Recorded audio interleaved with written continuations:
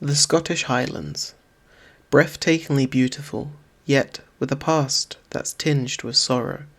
Today, we journey back to a period known as the Highland Clearances. To truly understand the Highland Clearances, we need to first get a grasp of the societal structure of pre-18th century Scotland. The majority of the Scottish Highlands were divided among clans, each under a clan chief. These clans followed a system of run-rig farming, which is shared communal agriculture. But as the 18th century approached its midpoint, things began to shift. The Industrial Revolution transformed Britain. Landowners found that sheep farming was more profitable than the traditional agriculture.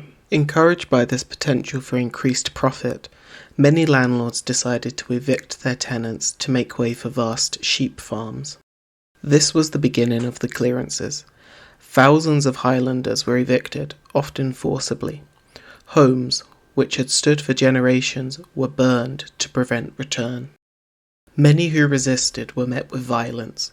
Tragic events like the infamous incident at Strathnaver in 1814 saw entire communities evicted and left homeless.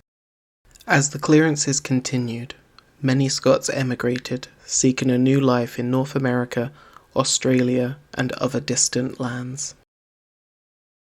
They left behind their beloved homeland, but took with them their culture, traditions, and stories. The clearances lasted nearly a century.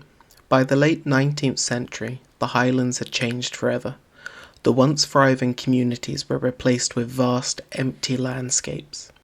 The legacy of the Highland clearances is complex. While it's a story of loss and disposition, it's also a tale of resilience and survival.